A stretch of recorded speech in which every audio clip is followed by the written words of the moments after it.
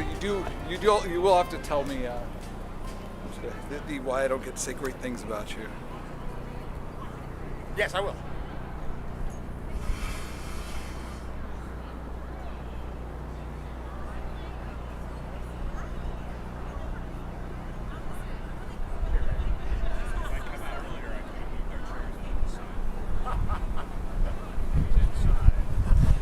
Can I ask you guys a question that I don't know the answer to? So I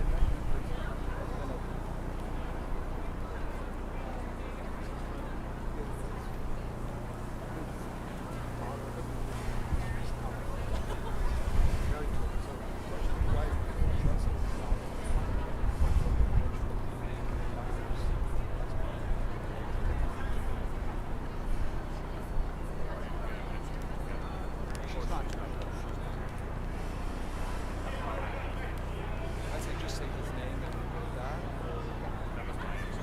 That's mine too.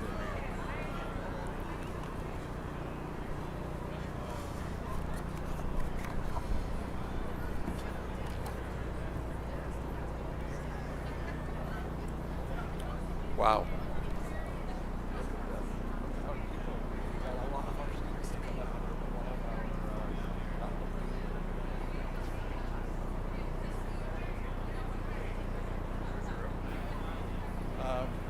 I left it somewhere. Yes. Yes. But then you would be able to see my Pacific orange in my tie, and that would be a problem. My pockets were so that's a problem. We're going to go ahead and get started in just a few minutes, so if you could all please take your seats. Thank you so much.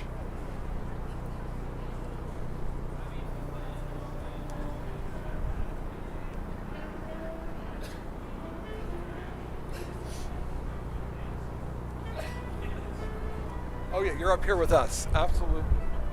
In fact, Tracy, we got you a blanket in case you were cold.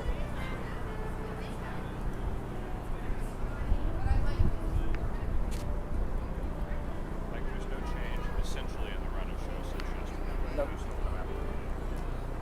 Yes. Yes, I do a little welcome at the beginning and then introduce Chris. Yes. And when I recognize the 1,000 people. You know what? Thank you for saying that. She was making fun of me. It was like, hey, we're desert boys now.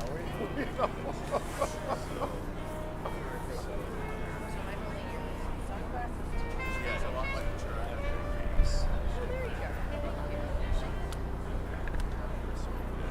I'm trying to nurse this foot. It's probably not a good look. I've got another doctor's appointment. Wow, I didn't expect these things to go.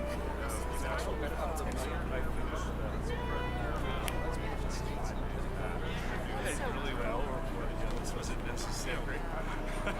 It's really good for us too.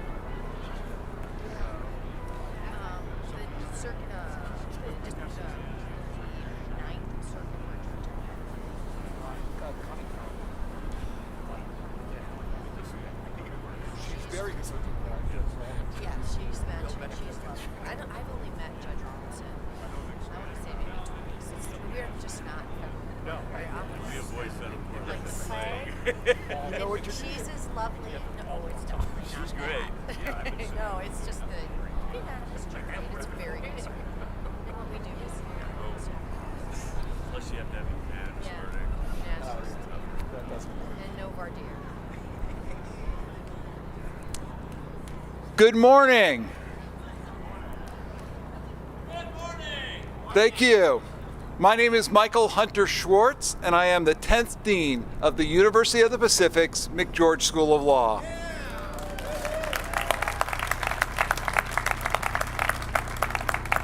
Well, you know you're having a good day if the mayor says yeah in response to you introducing yourself. We are so excited about all the wonderful things that have been going on at McGeorge over the last few years, and we've been struggling to come up with a theme, a way of expressing how things are going. And so we've been settling on McGeorge Rising to capture all the great things that have been going on at the law school. Our highest bar pass rate in 25 years. And then to top that off, we had the second highest bar pass rate on the very next bar exam for the state of California. We had the highest job placement rate in the history of the law school in terms of U.S. News jobs for the class of 2019.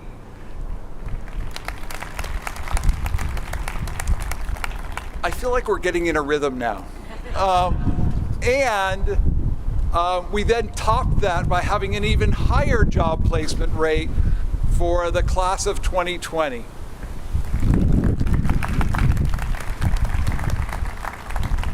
And all of that happened during a pandemic.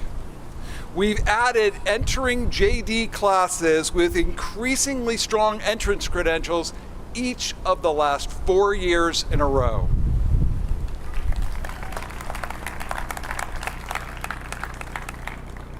And my faculty colleagues, who I see here kind of in the middle row, had what I think may be our best law review placement spring in the history of the law school this past spring. And then this fall, we added 3 fabulous new faculty colleagues.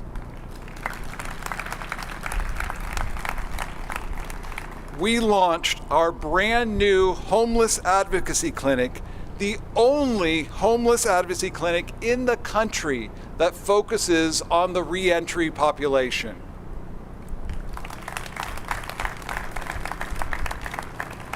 And we continue to have one of the strongest competition programs in the United States.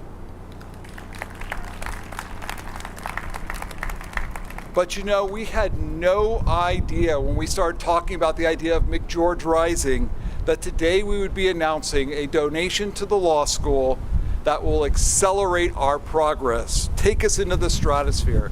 A gift that, as I will explain in a few minutes, will change students' lives and help improve the legal profession.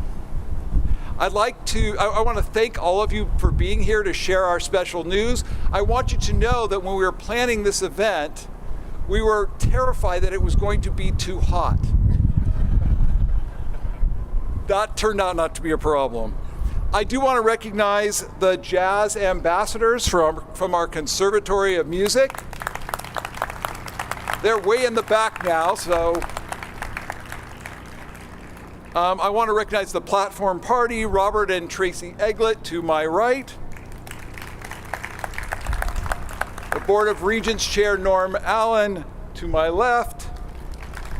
And then on the outside, President Chris Callahan, and somewhere I saw his wife, Jean Callahan, our First Lady. Aha, there you are.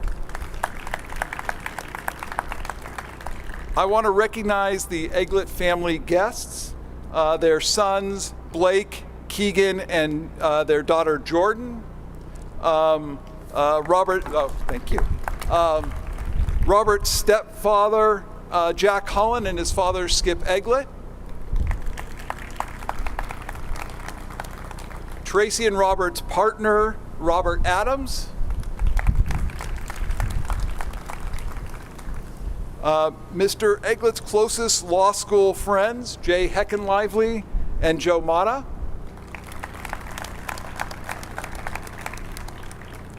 And even his favorite McGeorge professor, McGeorge Emerita Professor Julie Davies.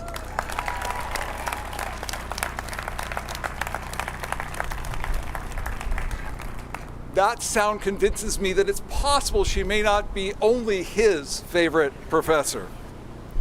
I also want to recognize the community leaders in the audience.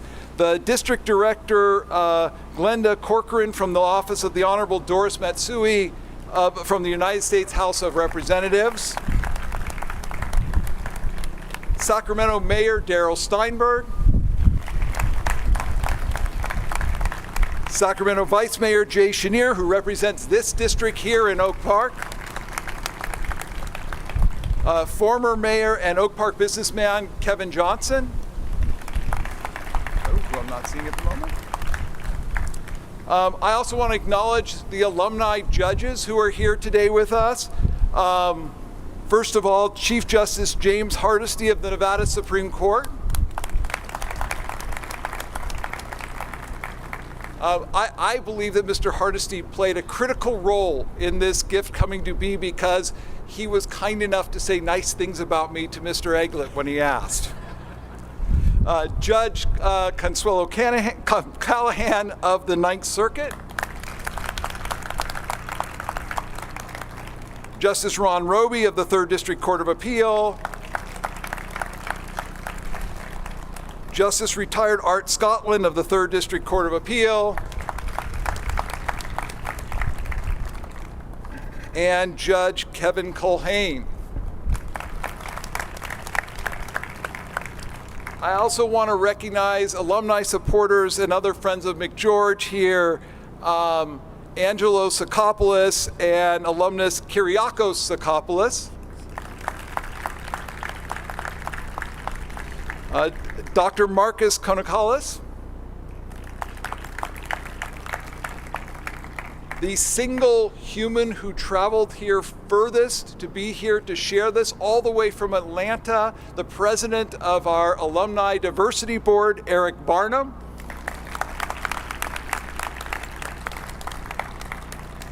Jill Zatia.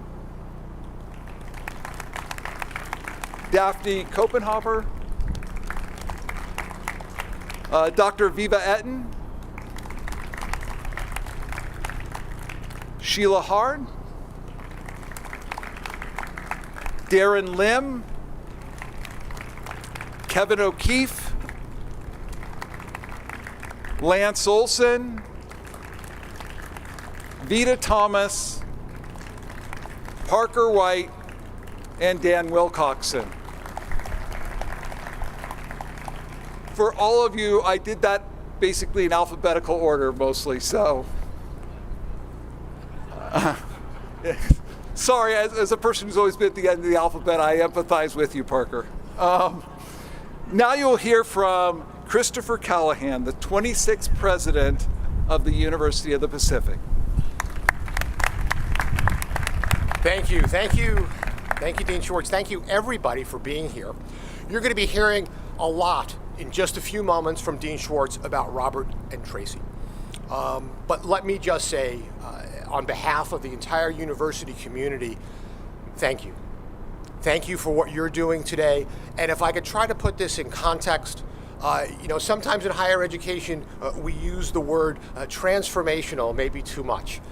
This, let me assure you, this is a transformational gift that is going to positively impact our McGeorge students for years and decades to come. And we are just so thrilled about this. Robert, Tracy, thank you.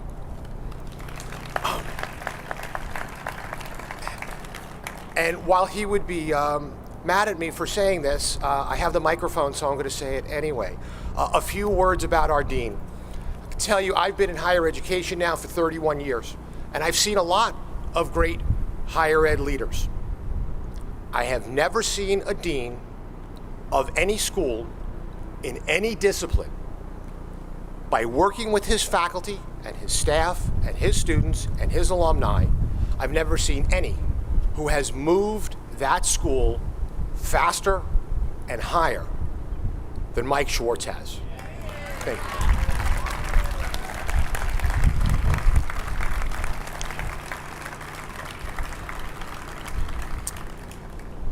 And we're very fortunate to have many alums with us today, including Norm Allen, a 1994 alum of the McGeorge School of Law and chairman of our Board of Regents. Norm?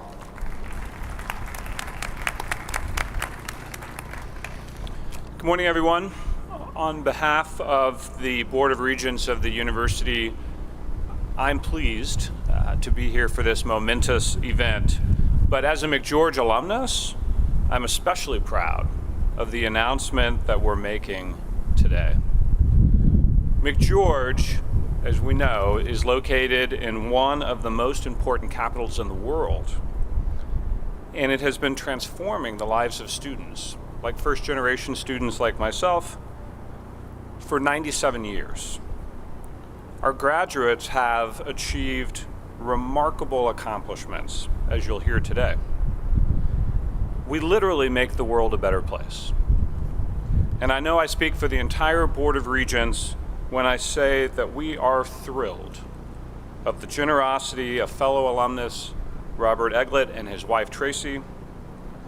McGeorge will have an even bigger impact on the lives of our lawyers and ultimately our clients. So it's an exciting day for this school and for the university, and I could not be more pleased and more thankful for the announcement that we're making today. And now Dean Schwartz is back to tell us more about it.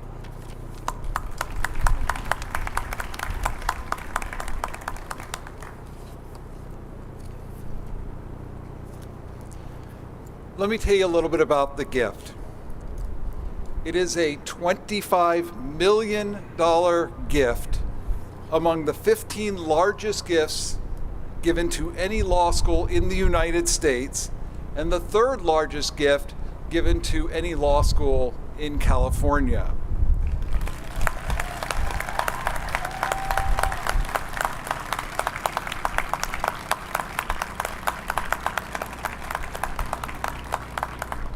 It is the largest donation in the law school's 97-year history and the second largest gift for California's oldest university.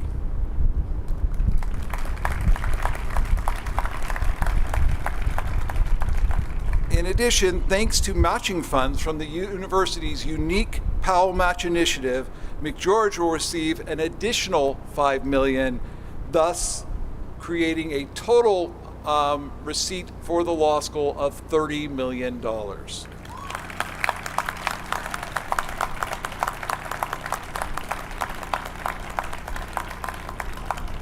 Way more important than the numbers is what the money will do. $21 million of this gift will fund need-based scholarships to first-generation students and students of color.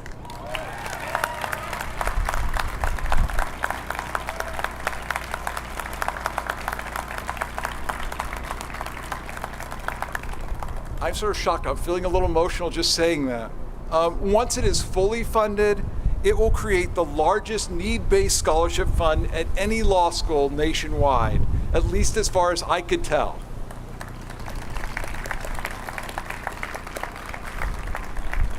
The other $9 million will go to the law school's advocacy program to create an endowed faculty chair in trial advocacy, an endowed faculty chair in alternative dispute resolution, an endowed faculty chair in evidence, and an endowed competition fund that will ensure that no qualified McGeorge student ever misses out on competing if she wants to do so.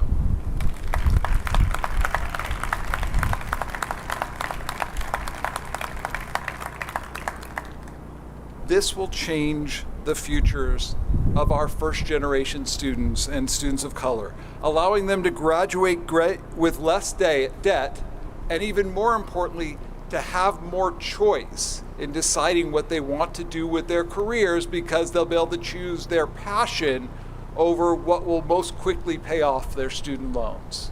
That's a big deal. Nationally, law is the least diverse profession in existence. The Eglets have chosen to do something about it. The support for our Advocacy Center will help McGeorge grow our program as we seek to move from having one of the best advocacy programs in the country to having the very best advocacy program in the country. And we will produce advocates and trial lawyers worthy of the man, Mr. Eglet, whose name will forever be attached to our program and who I now have the honor of introducing to you. Robert Eglet is no less than one of the best trial lawyers in the United States. He has won billions in verdicts and billions in settlements since he moved to the plaintiff's side only 21 years ago.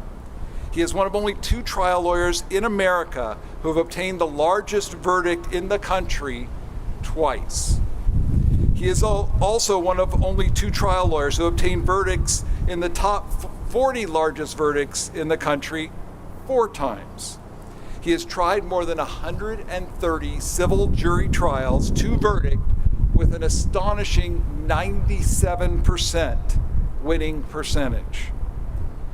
A sampling of the awards and honors Robert has received will give you a sense of his prominence. I had to edit this down because we all have to have lunch at some point. Robert was named National Trial Lawyer of the Year in 2010. He was honored as, so it was National Lawyer of the Year in 2010, National Trial Lawyer of the Year in 2013.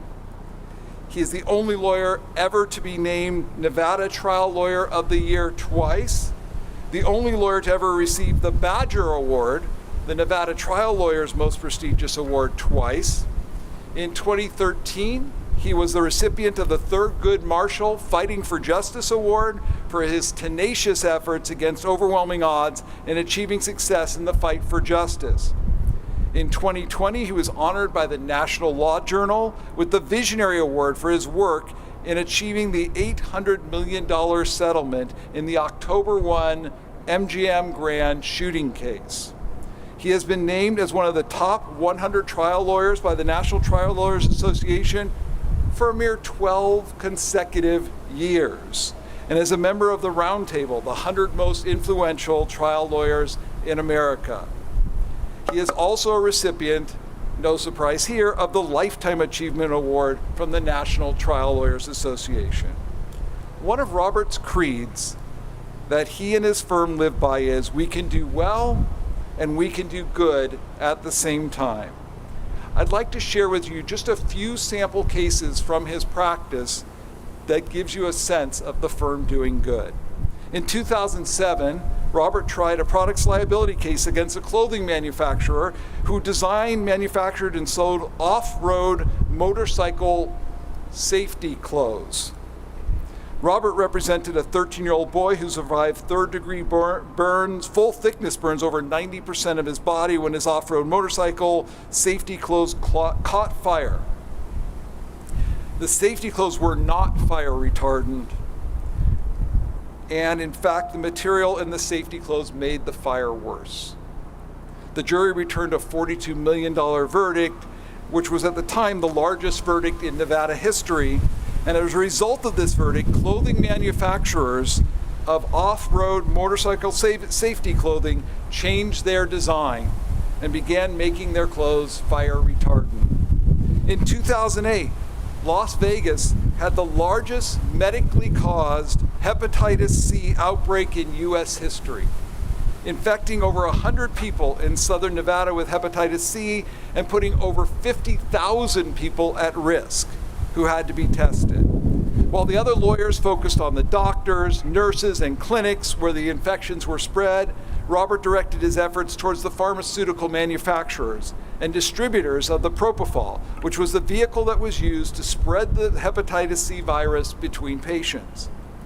Even though all the other trial lawyers thought Robert's strategy was too difficult and too risky, he pushed on. He became lead trial counsel in this mass tort and tried the first case in 2010, obtaining a $505 million verdict for his client. This was the largest verdict in the country that year and shattered his own previous record. As a result, virtually every hospital in the United States, and eventually even the CDC endorsed this, changed the injection protocol, making injections safer for patients.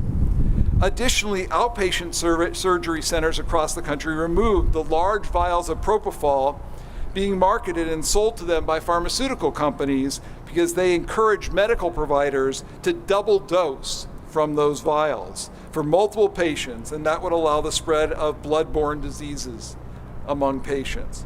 Robert went on to try 3 more cases involving this mass tort, obtaining verdicts of $186 million, $105 million, and before closing argument in the 4th trial, the pharmaceutical company said, well, we better sell this one, which set a record for a settlement in Nevada. In 2013, he obtained the largest verdict in America for the 2nd time eclipsing his previous record with a $525 million verdict. This was a follow-up case against the health insurance provider. Most of the lawyers representing the other victims were skeptical of his theory and didn't pursue claims against the health insurance provider. Robert was undeterred. 6 weeks into the second trial, the health insurer threw in the towel, resulting in another record-breaking settlement.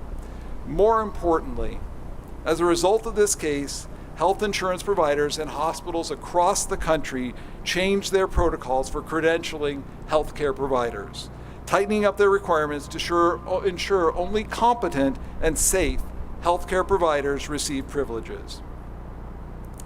On October 1st, 2017, the largest mass shooting in U.S. history occurred on the Las Vegas Strip, resulting in more than 4,000 victims, including 58 deaths, more than 400 shooting victims, thousands of other victims who were hurt trying to flee the scene or find shelter, and thousands of PTSD victims. Robert and his firm ended up representing more than half of the victims who were killed or injured. He filed a class action lawsuit against the only manufacturer of bump stocks in the United States, which were used by the shooter to turn his semi-automatic weapon into fully automatic weapons, allowing the shooter to fire many more shots in a shorter period of time. What was the end result of that lawsuit? The bump stock company is out of business.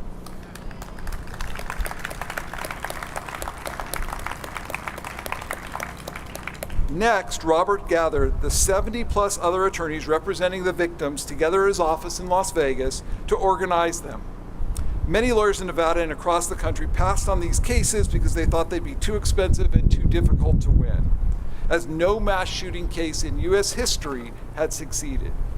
Robert was undeterred. You now may be unsurprised to hear that. He quickly organized a leadership group, drafted a model complaint for everyone to use, and filed the lead case in May of 2018.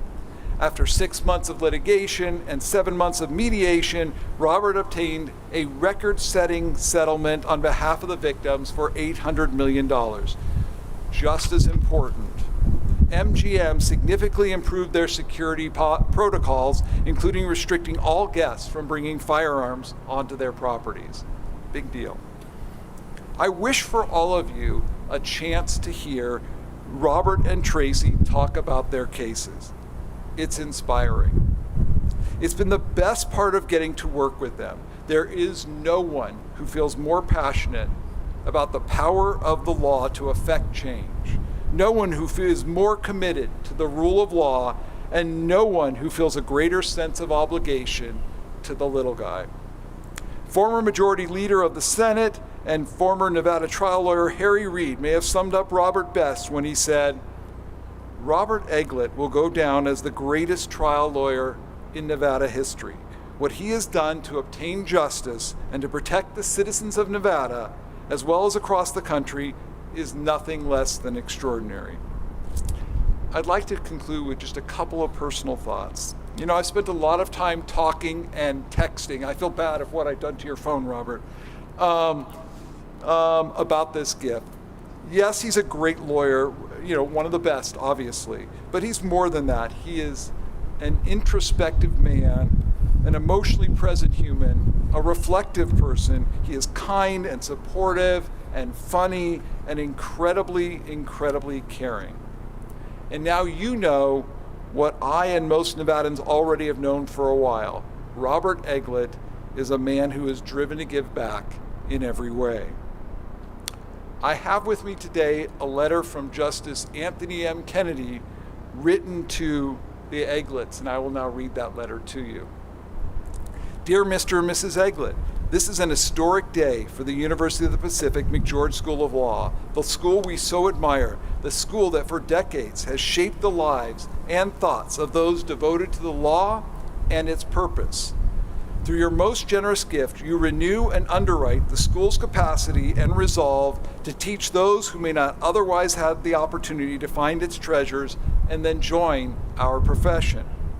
Your gift, too, reinforces one of the school's fundamental responsibilities, to teach students from their very first days at law school and then throughout their professional life that they must be unyielding in shaping discussions and debates that are decent and thoughtful.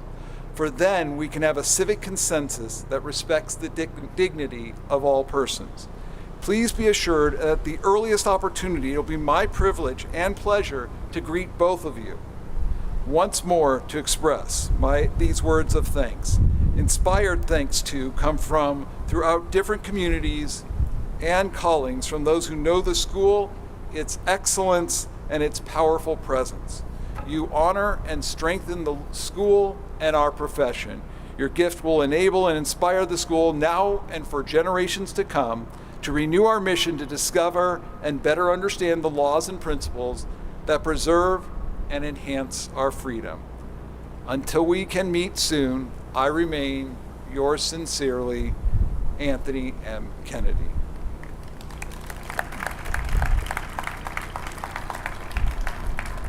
With that introduction, I will invite Robert to the podium.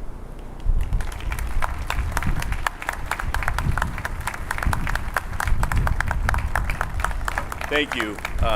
And Dean Schwartz, I really appreciate you lowering everybody's expectations for me before I got up and spoke.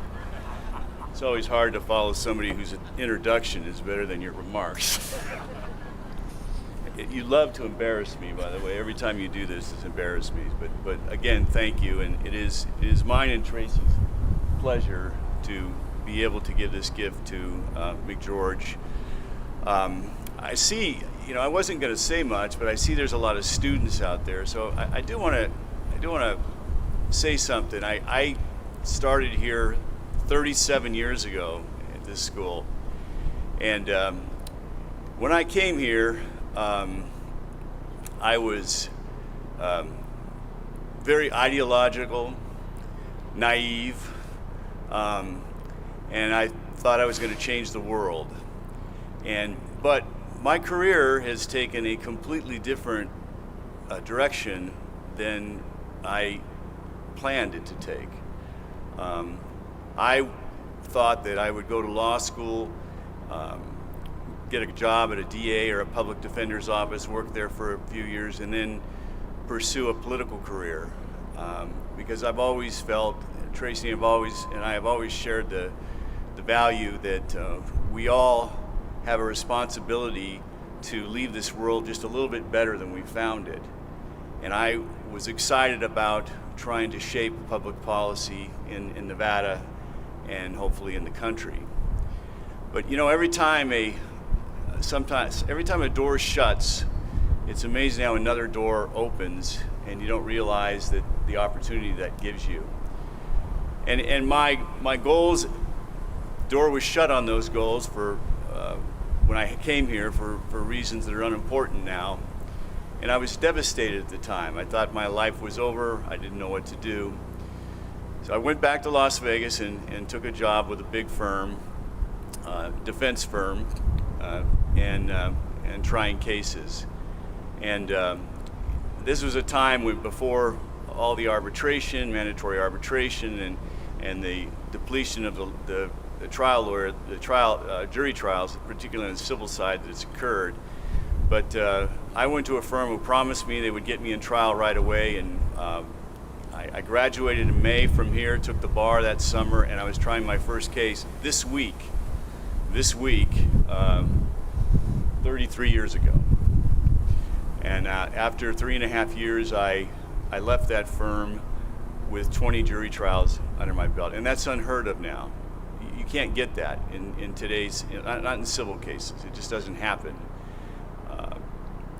And I am passionate about us trying more civil cases, and that's one of the big reasons that Tracy and I wanted to do this, so we could, McGeorge should help to train the next generation of trial lawyers. So I left, I started my own firm, and that was in '92, and by 1997, I had a very successful defense firm with about 15 lawyers working with me, and I was doing well, but I didn't feel like I was doing any good. I wasn't happy with what I was doing in life. I was representing insurance companies and corporations, and this is not a shot at anybody who does that work, but it just wasn't right for me. I didn't feel like I was doing what I needed to do. And then in that year, in May of that year, I was diagnosed with a brain tumor. And through multiple surgeries, and was not actually able to get back to work after a lot of therapy, speech therapy, until early 2000 or 1998. And I had a lot of time to think during that period of time, to do some introspection, soul searching, and take a measure of where I was. And it really opened my eyes that I was not happy with what I was doing and I needed to make a change. So I began to work toward trying to move over to the other side, but I had this big firm, I had a lot of employees working for me, and I just couldn't abandon them. So I started taking cases in and doing plaintiff's work on the side, without my insurance clients knowing about it, hopefully. But and then finally, with some encouragement from my wife, because there were times during that 3 years when I was working toward this direction that I would have self-doubt. Can I do this? Can I really do this? But finally, in December 1st of 2000, I literally just walked away from my firm, and I joined my wife and my partner Robert Adams in their firm and moved to the plaintiff's side, and we have just had an amazing partnership since then. And so my partner, Robert Adams, next to Tracy, is my best friend. I trust him with anything. And Tracy is my best friend. And even after all these years, I'm still madly in love with her and just crazy about her. She's also the smartest lawyer I've ever known. She's the best legal strategist, in my view, in the country, and certainly one of the best negotiators. So I've had a lot of help along the way. I've never done anything by myself. I've had a lot of help from everybody along the way. So, another door opened, and I walked through that door to do the defense work, the civil defense work, but I wasn't happy. And then when I changed, and I tried my first case in December of 2008, represented a young woman, and I will tell you, when that verdict came in the 65 jury trials I'd tried on the defense case, I never had this feeling before. I was never excited. I was never happy. I never felt like celebrating afterwards because I didn't quite feel really good about what I was doing. But when that verdict came in, I was on cloud nine. It was the most euphoric, wonderful feeling in my life to know that I've been able to make such a difference in this young woman's life and that she will never have to worry about her future medical care or anything like that in the future. And that was transformational for me.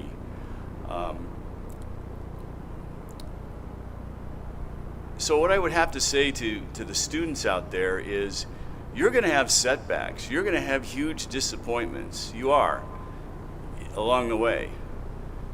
And doors are going to close on the path you're on, but another door is going to open. Don't be afraid to step through that door and see and find out what it is, because a lot of times it can turn out to be something really wonderful. And while I wasn't able to go down the road I initially intended to shape public policy for the positive for people in this country, I was able to do something that helped people, that improved society, changed policy in various areas. And it's one of the just greatest things about being a trial lawyer is being able to do that.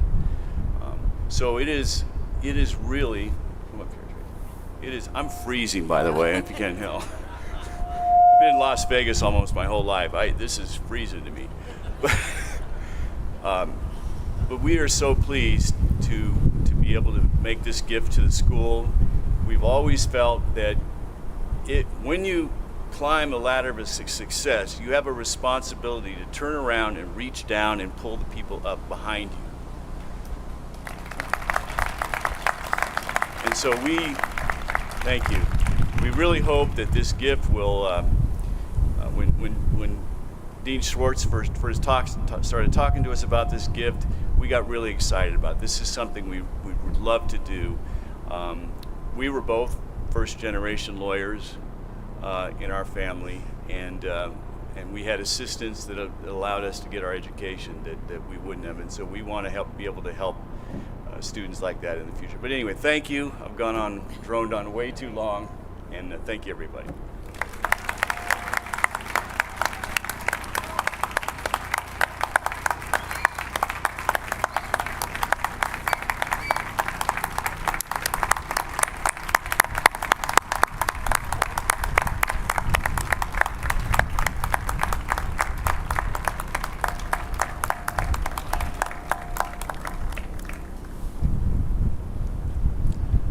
It wouldn't be complete with one more surprise for Tracy and Robert. We have framed the original of the letter from Justice Kennedy for you.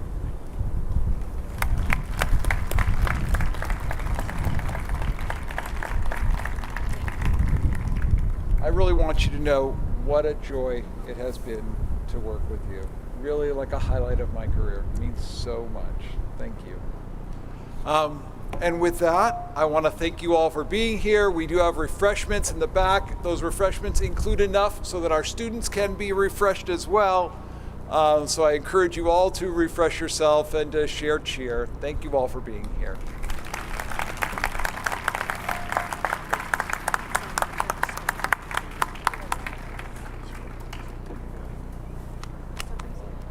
Likewise. Got me choked up. Yeah, me too, man.